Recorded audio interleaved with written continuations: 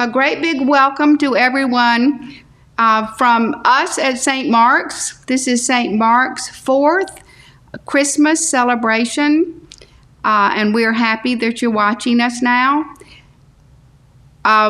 Every year I have said, please no applause until the end of the program, and I wish so much that I were saying that now to you, but maybe next year, I hope, with the new vaccine, I will be saying that next year to you. I have two little program notes here. One is that the readings that come from Truman Capote, he refers to his friend, and the friend refers to him as Buddy. But that friend, when Capote's parents were, they were very, very young when they had him, and they neglected him, and they actually abandoned him when he was 6, and he went to live with some cousins in rural Alabama. And one of those cousins was this kind of strange old lady that just absolutely befriended the little boy, and he always called her friend, and she called him Buddy. So that's who they're referring to in the two readings from Truman Capote. The other referral is in the FERROL Sam's book, my reading, and the reading refers to the bear cat. And the bear cat in that reading is referring to FERROL Sam's father. So that's it. I hope you enjoy the program.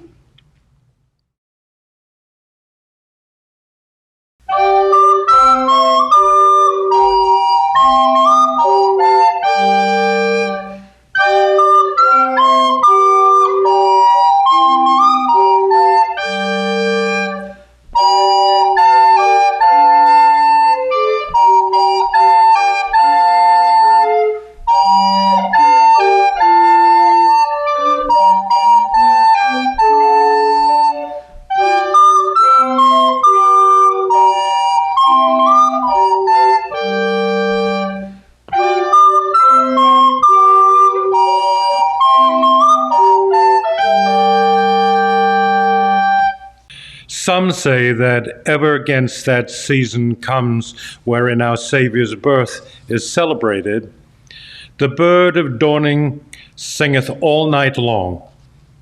And then, they say, no spirit can walk abroad. The nights are wholesome, then no planets strike, no fairies take, nor witch hath power to charm. So hallowed and so gracious is the time.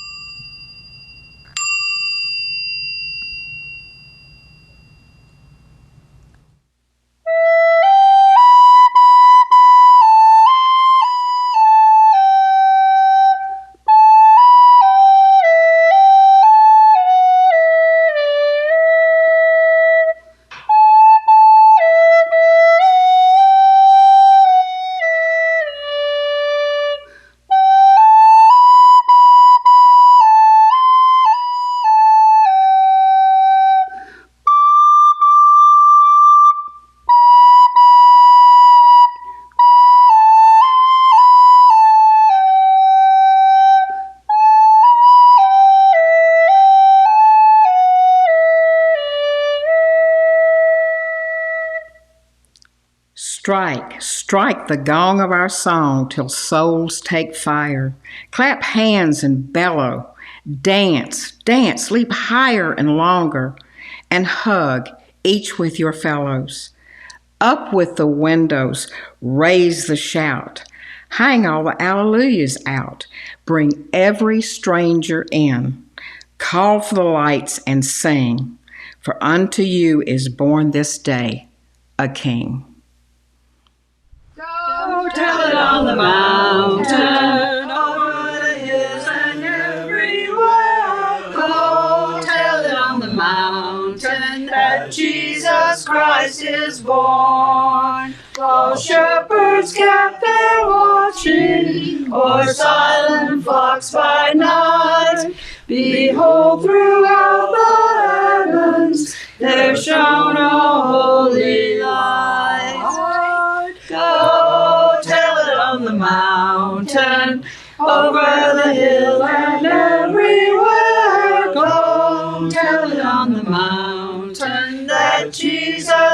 Christ is born. The shepherds feared and trembled when low above the earth rang out the angel chorus that hailed the Savior's birth. Go tell it on the mountain, over the hill and everywhere. Go tell it on the mountain that Jesus Christ is born. Down in a lowly manger, the humble Christ was born. And God sent us salvation, that blessed Christmas morn. Go tell it on the mountain, over the hill and everywhere. Go tell it on the mountain that Jesus Christ is born. And there were in the same country shepherds abiding in the field, keeping watch over their flock by night. And lo, the angel of the Lord came upon them, and the glory of the Lord shone round about them, and they were sore afraid. And the angel said unto them, Fear not, for behold, I bring you good tidings of great joy, which shall be to all people. For unto you is born this day in the city of David a Savior, which is Christ the Lord. We have heard on high, singing, singing o'er the plains, and the mountains in reply, echoing their joyous strains. Gloria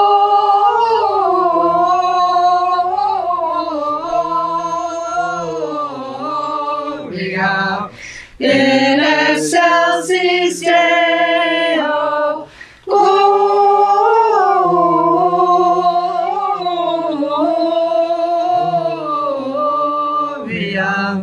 in excelsis Deo. Shepherds, why this jubilee? Why your joyous songs prolong? What the gladsome tidings be, which inspire your heavenly song?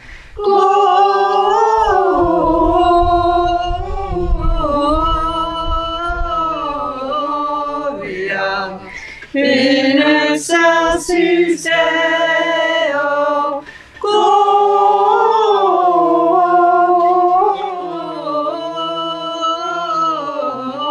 Gloria in excelsis Deo. Come to Bethlehem and see him whose birth the angels sing.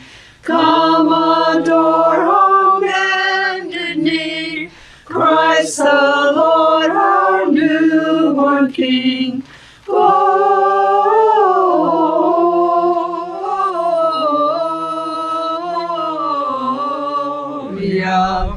in excelsis Deo. Gloria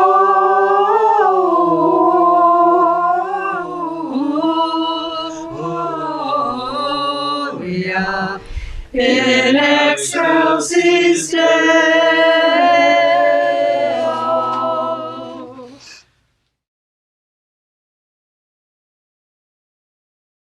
One Christmas was so much like another. In those years around the sea-town corner, now and out of all sound except the distant speaking of the voices, I sometimes hear a moment before sleep. That I can never remember whether it snowed for 6 days and 6 nights when I was 12, or whether it snowed for 12 days and 12 nights when I was 6. All the Christmases roll down toward the two-tongued sea like a cold, headlong moon bundling down the sky that was our street. And they stop at the rim of the ice-edged fist-freezing waves and I plunge my hands in the snow and bring out whatever I can find. In goes my hand into that wool-white bell-tongued ball of holidays resting at the rim of the carol-singing sea. And out come Mrs. Prothero and the fireman. It was on the afternoon of the Christmas Eve, and I was in Mrs. Prothero's garden waiting for cats with her son Jim. It was snowing. It was always snowing at Christmas. December in my memory is white as Lapland, though there were no reindeers. But there were cats. Patient, cold, and callous, our hands wrapped in socks, we waited to snowball the cats. Sleek and long as jaguars and horrible whiskered, spitting and snarling, they would slink and sidle over the white back garden walls.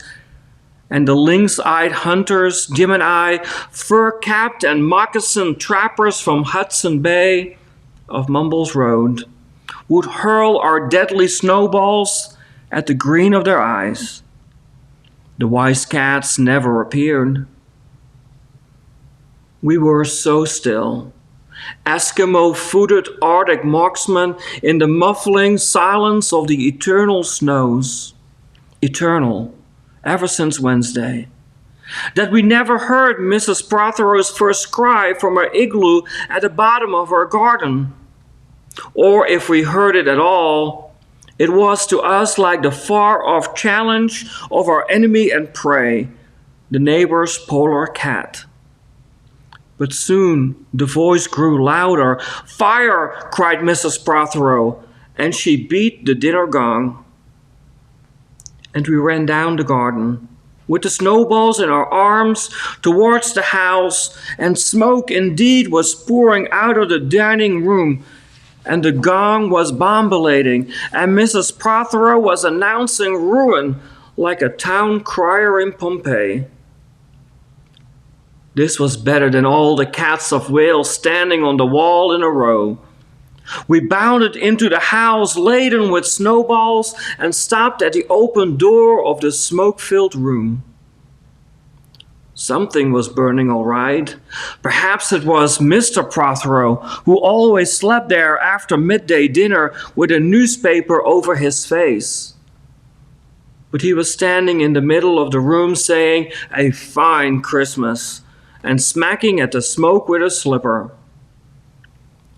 "Call the fire brigade," cried Mrs. Prothero as she beat the gong. "There won't be there," said Mr. Prothero. "It's Christmas." There was no fire to be seen, only clouds of smoke, and Mr. Prothero standing in the middle of them, waving his slipper as though he were conducting. "Do something," he said, and we threw all our snowballs into the smoke.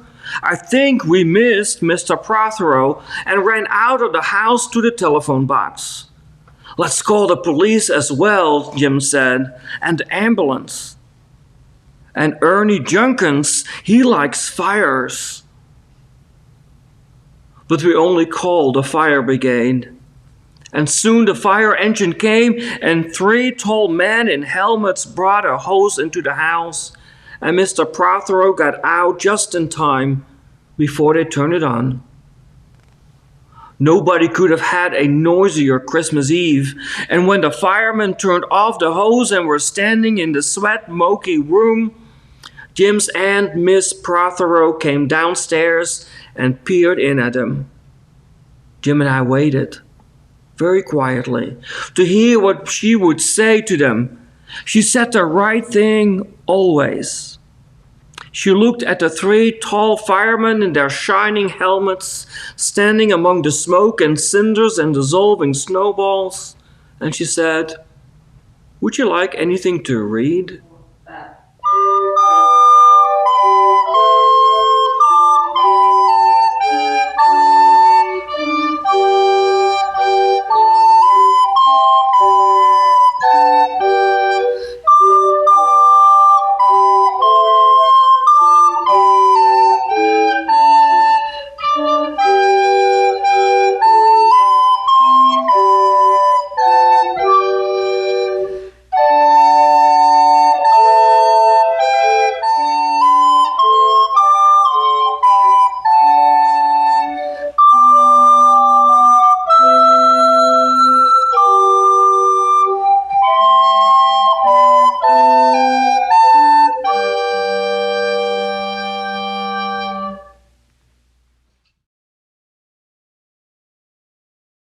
Of all the ingredients that go into our fruitcakes, whiskey is the most expensive, as well as the hardest to obtain. State laws forbid its sale, but everybody knows you can buy a bottle from Mr. Ha Ha Jones.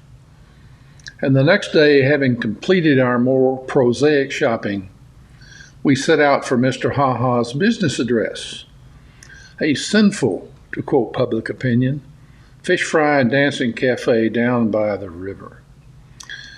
We've been there before and on the same errand, but in previous years our dealings have been with Ha Ha's wife, an iodine dark Indian woman with brassy peroxided hair and a dead tired disposition. Actually, we've never laid eyes on her husband, though we've heard that he's an Indian too, a giant with razor cuts across his cheeks. They call him Ha Ha because he's so gloomy, a man who never laughs. As we approach his cafe, a large log cabin festooned inside and out with chains of garish gray naked light bulbs, and standing by the river's muddy edge under the shade of river trees, where moss drifts through the branches like gray mist. Our steps slow down. Even Queenie stops prancing and sticks close by. People have been murdered in Ha Ha's cafe, cut to pieces, hit on the head. There's a case coming up in court next month. Naturally, these goings-on happen at night when the colored lights cast crazy patterns and the Victrola wails. In the daytime, Ha Ha's is shabby and deserted. I knock at the door. Queenie barks. My friend calls. Mrs. Ha Ha, ma'am, anyone to home?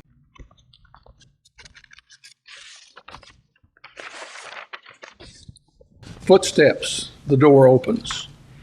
Our hearts overturn. It's Mr. Ha Ha Jones himself. And he is a giant. He does have scars. He doesn't smile. No. He glowers at us through Satan-tilted eyes and demands to know what you want with Ha Ha. For a moment, we are too paralyzed to tell. Presently, my friend half finds her voice, a whispery voice at best. If you please, Mr. Ha Ha, we'd like a quart of your finest whiskey. His eyes tilt more. Would you believe it? Ha Ha is smiling, laughing. Which of you is a drinking man? It's not for making fruitcakes, Mr. Ha Ha. Cooking. This sobers him. He frowns. That's no way to waste good whiskey. Nevertheless, he retreats into the shadowed cafe and seconds later appears carrying a bottle of daisy yellow unlabeled liquor. He demonstrates its sparkle in the sunlight and says, $2.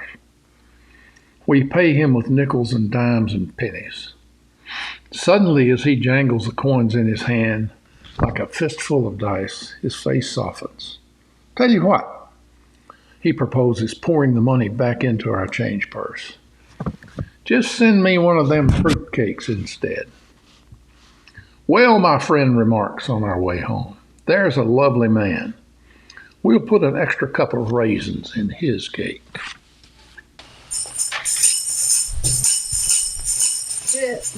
Children, go where I send thee. How shall you send me? I'm going to send thee one by one, one for the little bitty baby. Born Born in Bethlehem. Children, go where I send thee. How shall you send me? I'm going to send thee 2 by 2, 2 for Paul and Silas, 1 for the little bitty baby. Born in Bethlehem. Children, go where I send thee. How shall you send me? I'm going to send thee 3 by 3, 3 for the Hebrew children, 2 for the little bitty Baby, 1 for the little bitty baby.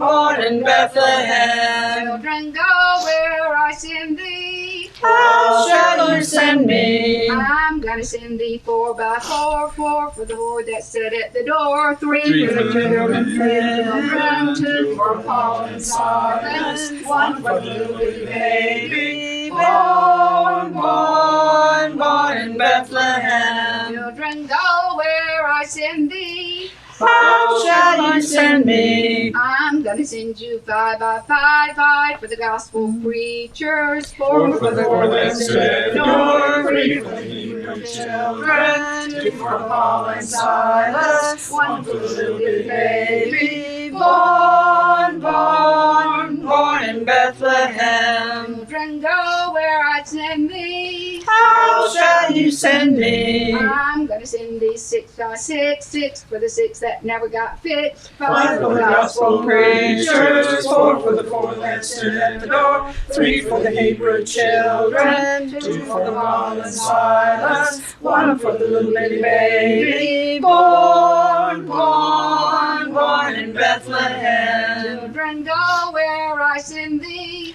How shall you send me? I'm gonna send thee 7 by 7, 7 for the heaven that 7 for the 7 that never got to heaven, 6 for the 6 that never got fixed, 5 for the gospel preachers, 4 for the 4 that stood at the door, 3 for the Hebrew children, 2 for Paul and Silas, 1 for the little bitty baby, born, born, born in Bethlehem. Children, go where I send thee. How shall you send me? I'm gonna send thee 8 by 8, 8 for the 8 that stood at the gate, 7 for the 7 that never got to heaven, 6 for the 6 that never got fixed, 5 for the gospel preachers, 4 for the 4 that stood at the door, 3 for the Hebrew children, 2 for Paul and Silas, 1 for the little bitty baby, born, born, born in Bethlehem. Children, go where I send thee.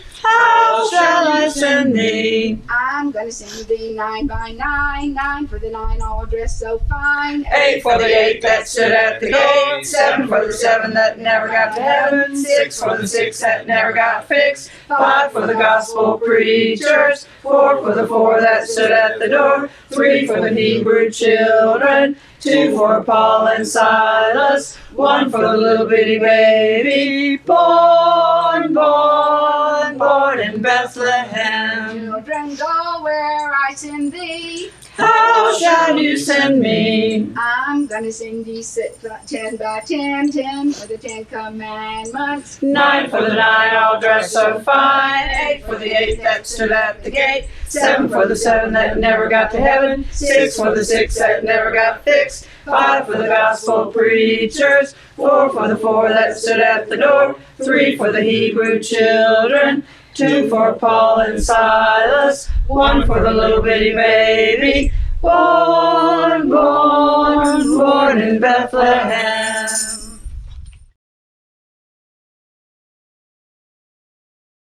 I reckon the new Christmas and the ideas of presents and the tree, Mom read about in a paper or a book of some kind. She used to keep the post office over on Clear Creek, and she got to read all the papers that came through for folks. Anyway, the stories of how Christmas was celebrated all from here got to Mom, and she decided one year to make a Christmas tree for us. Dad and the others, Uncle Wash and Uncle Isaacs and them, they thought it was all foolery and wouldn't be of much help about it. But on the day before Christmas, Mom called me to come, her eyes just a-shining, and said secret-like, "Put on your coat. I want you to help me go do something." I got my coat and ran out with her. I could tell by her way that it was something nice. "What is it now, Ma? Where are we going?" She kept smiling quick little exciting smiles, and she said, "I want us to go hunt up a Christmas tree." Gee, I could have tucked wings and flew, as they say. I was so tickled. We got us a hatchet and lit out in the worst snowstorm you just about ever saw. We had to fight our way through the deep snow already on the ground, across the branch and up the steep bank to the road. The nearest evergreens were pretty far up in the hill. It was hard going, slick ice, in under the soft snow, and to cap it all, it began to snow even harder, the wind slapping it right into our faces.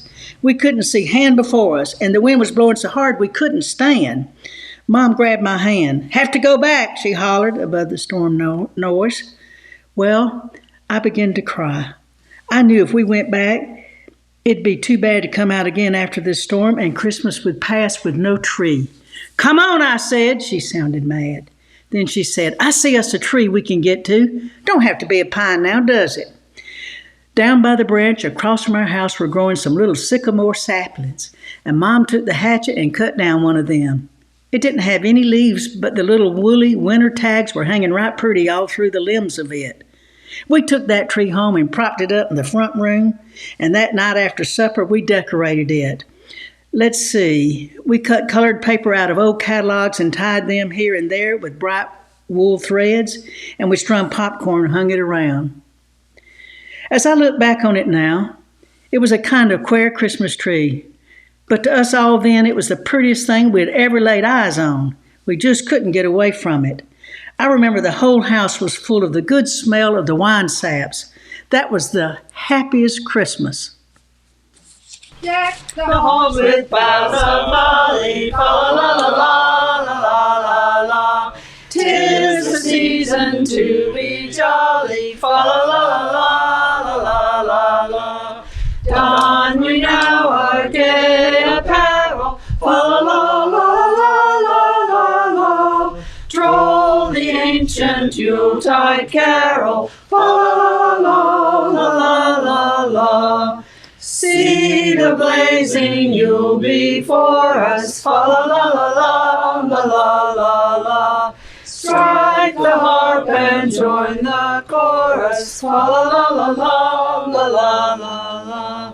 Follow me in merry measure, fa la la la la la la la. While I tell of Yuletide treasure, fa la la la la la la la. Fast away the old year passes, fa la la la la la la la. Hail the new ye lads and lasses, fa la la la la la la la la.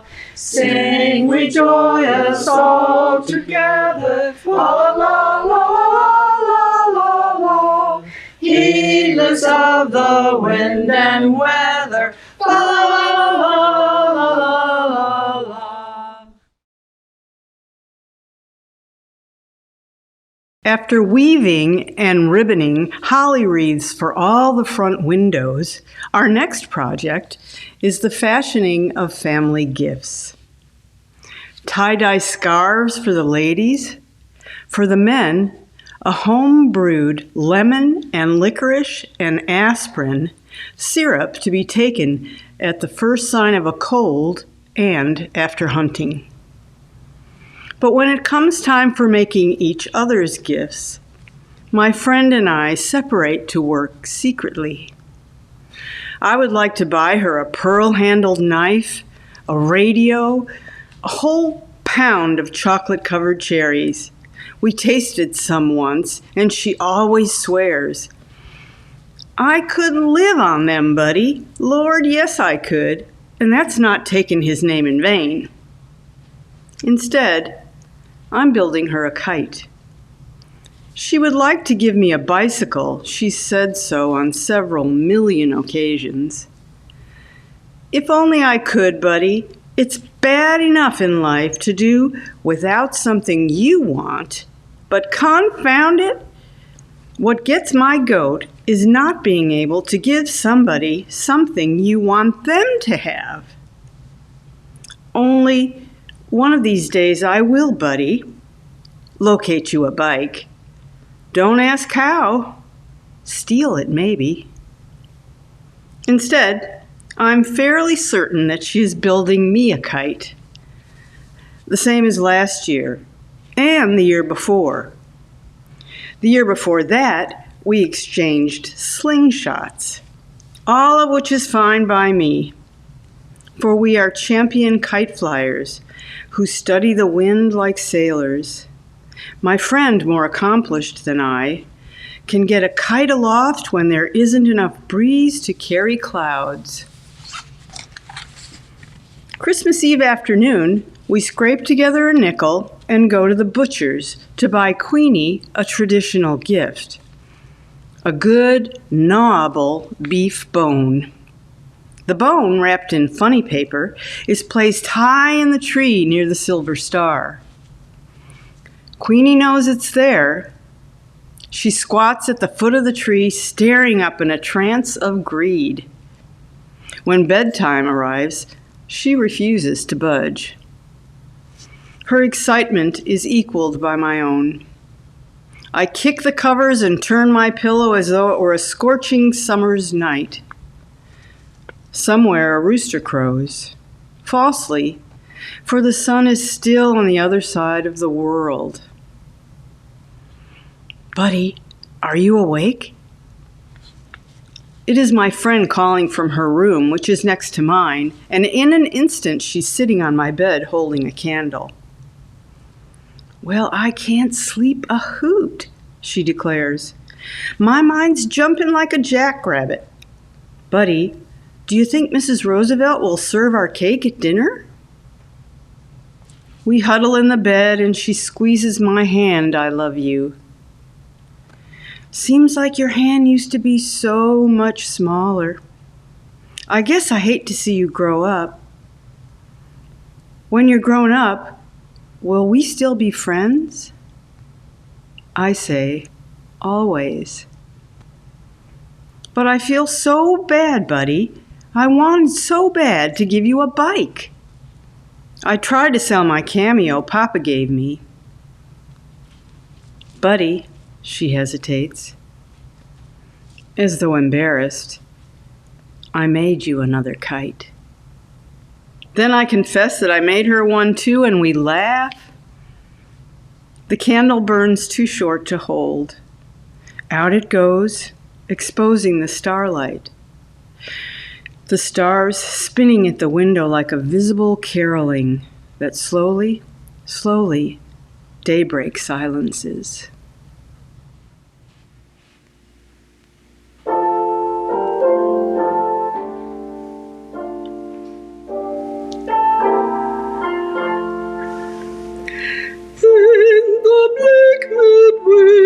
Midwinter, frosty wind made moan.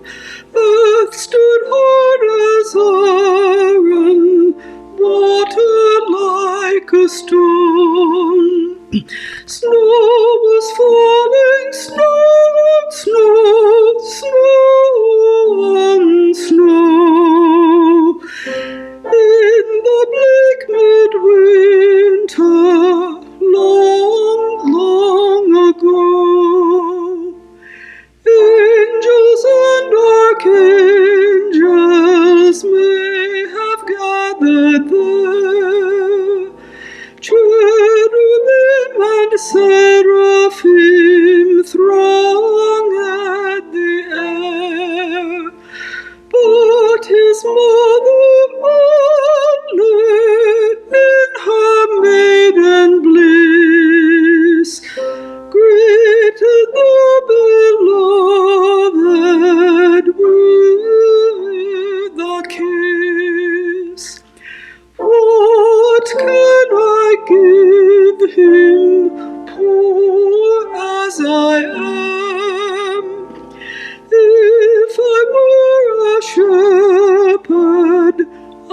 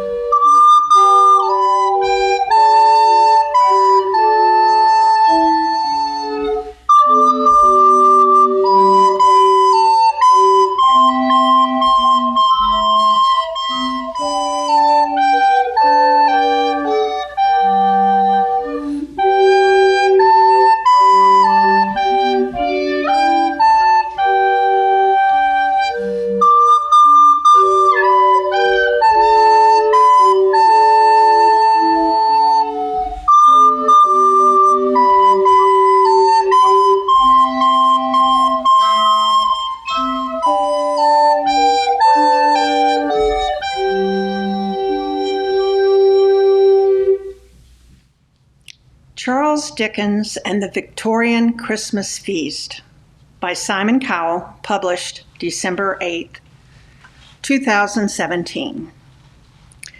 Charles Dickens's conception of Christmas is fundamentally connected to the idea of feasting, which is profoundly expressive of the human happiness that he believes the festival should promote.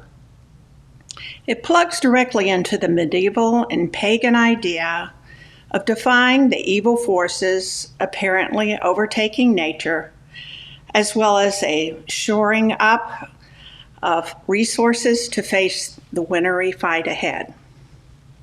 For Dickens, it is the coming together of people around the table, the celebration of humanity, the sharing of their bounty, the reward of indulgence, even if that is only once a year. That is the essence of the meal. For an abstemious man, the ability to render simple food and drink overwhelmingly desirable is astonishing. But behind the sensuality always lies the symbol. The preparation is as life-enhancing as the consumption. The party always takes place at Uncle George's house, he writes in A Christmas Dinner, the first Christmas piece he wrote. But Grandmama sends in most of the good things, and Grandpapa always will toddle down all the way to Newgate Market to buy the turkey, which he engages a porter to bring home behind him in triumph, always insisting on the man being rewarded with a glass of spirits, over and above his hire, to drink a Merry Christmas and a Happy New Year to Aunt George. As to Grandmama, she is very secret and mysterious for 2 or 3 days beforehand, but not sufficiently so to prevent rumors getting afloat that she has purchased a beautiful new cap with pink ribbons for each of the servants, together with sundry books and pen knives and pencil cases for the younger branches, to say nothing of the diverse secret additions to the order originally given by Aunt George to the pastry cooks, such as a dozen of mince pies for the dinner and a large plum cake for the children. On Christmas Eve, Grandmama is always in excellent spirits, and after employing all the children during the day in stoning the plums and all of that, insist regularly every year on Uncle George coming down into the kitchen, taking off his coat, and stirring the pudding for half an hour or so, which Uncle George does good-humorously to the precocious delight of the children and servants. There never was such a goose. Bob said he didn't believe there ever was such a goose cooked. Its tenderness and flavor, size and cheapness were the themes of universal admiration. Eked out by applesauce and mashed potatoes, it was sufficient dinner for the whole family. Indeed, as Mrs. Cratchit said with great delight, surveying one small atom of a bone upon the dish, they hadn't ate it all at last. Yet everyone had had enough, and the youngest Cratchits, in particular, were steeped in sage and onion to their eyebrows. But now, the plates being changed by Miss Brenda, Mrs. Cratchit left the room alone, too nervous to bear witness, to take the pudding up and bring it in. Suppose it should not be done enough. Suppose it should break in turning out. Suppose somebody should have got over the wall of the backyard and stolen it while they were merry with the goose. A supposition in which the two young Cratchits became livid. All sorts of horrors were supposed. Hello! A great deal of steam. The pudding was out of the copper. The smell like a wash day. That was the cloth, a smell like an eating house and the pastry cooks next door to each other with the laundress next door to that. That was the pudding.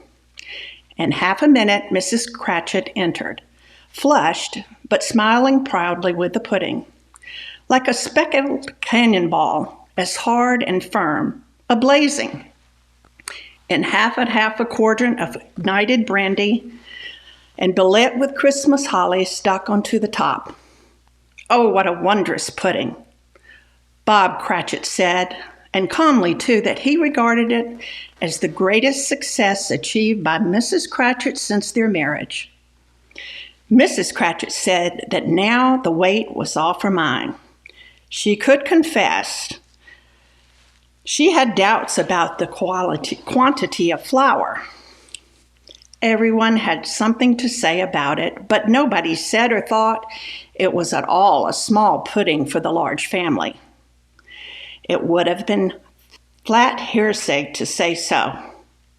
Any Cratchit would have blushed to hint at such a thing. God rest ye merry gentlemen, let nothing you dismay. Remember Christ our Savior was born on Christmas Day, to save us all from Satan's power when we were gone astray. Oh, tidings of comfort and joy, comfort and joy. Oh, tidings of comfort and joy. From God our Heavenly Father, the blessed angel came, and unto certain shepherds brought tidings all the same, how that in Bethlehem was born the Son of God by name. Oh, tidings of comfort and joy, comfort and joy. Oh, tidings of comfort and joy.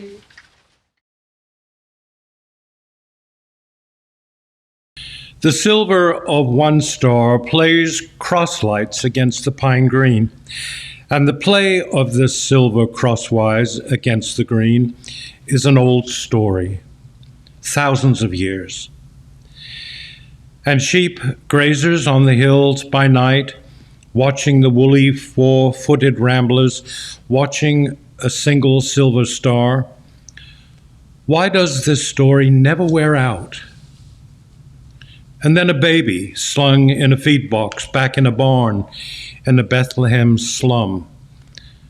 A baby's first cry, mixing with the crunch of a mule's teeth on Bethlehem Christmas corn. Baby fists, softer than snowflakes of Norway. The vagabond mother of Christ and the vagabond men of wisdom, all in a barn on a winter's night. And a baby there in swaddling clothes on hay. Why does this story never wear out? The sheen of it all is a star, silver and pine, green for the heart of a child asking a story, the red and hungry, red and hankering heart, calling for crosslights of silver and green.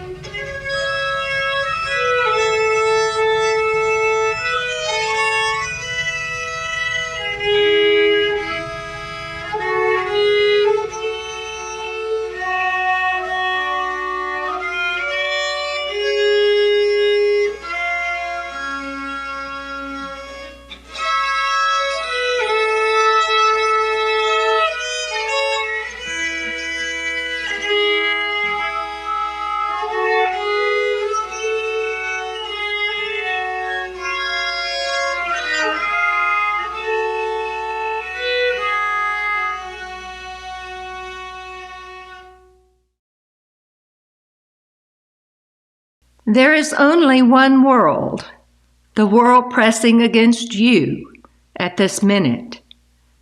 There is only 1 minute in which you are alive, this minute, here and now.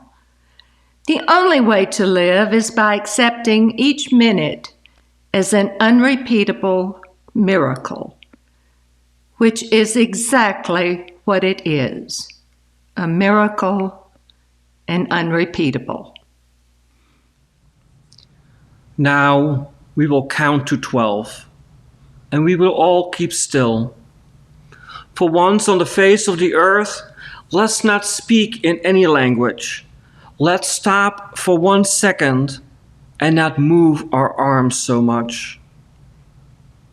It would be an exotic moment. Without rush, without engines, we would all be together in a sudden strangeness. Fishermen in the cold sea would not harm whales, and the man gathering salt would look at his hurt hands. Those who prepare green wars, wars with gas, wars with fire, victories with no survivors, would put on clean clothes and walk about with their brothers in the shade, doing nothing. What I want should not be confused with total inactivity. Life is what it is about. I want no truck with death. If we were not so single-minded about keeping our lives moving and for once could do nothing, perhaps a huge silence might interrupt this sadness of never understanding ourselves and of threatening ourselves with death. Perhaps the earth can teach us, as when then everything seems dead and later proves to be alive. Now I'll count up to 12, and you keep quiet, and I will go. Silent night, holy night, all is calm, all is bright round yon Virgin Mother and Child. Holy infant, so tender and mild, sleep in heavenly peace, sleep in heavenly peace.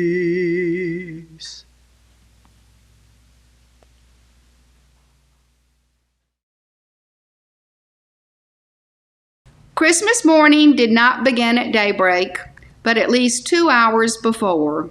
It began with the thump and patter of the newly wakened feet of children across the bare wood floors of a 100-year-old farmhouse. No adult can sleep through that, no matter how accustomed to the regular night noises, the groans and creaks and sighs of such a house. At first we talked in whispers. Did he come? I think I heard him, but I went back to sleep.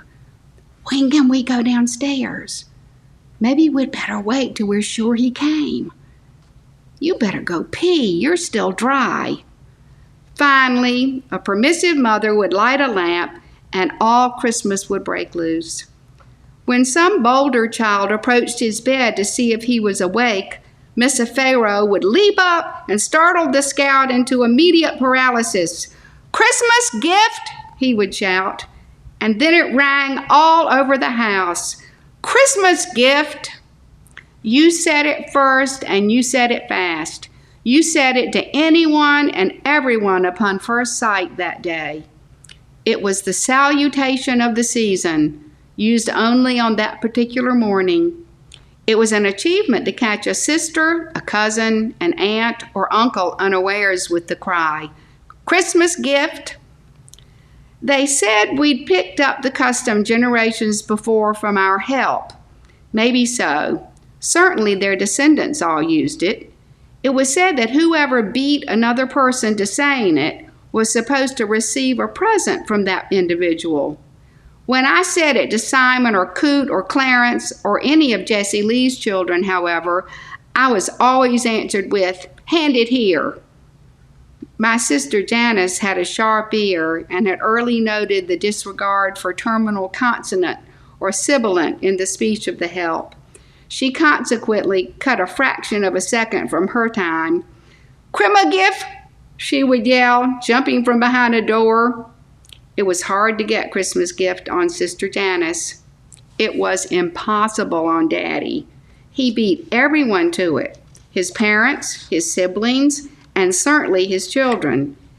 He surprised, he startled, he anticipated everyone. It was a point of honor with him. He carried the custom into his 80s. He was even known to hide behind the smokehouse and leap out at arriving grandchildren. "Christmas gift!" It is the cry of the bear cat, of the bare-headed man. It brings baby Jesus and Santa Claus together. It wraps them in red tissue paper adorned with a sprig of mistletoe or holly. It is a harmonious package. It really means, "I love you." And on that one morning each year, it can be shouted exultantly to the heavens, "Christmas gift! Christmas gift, everybody!"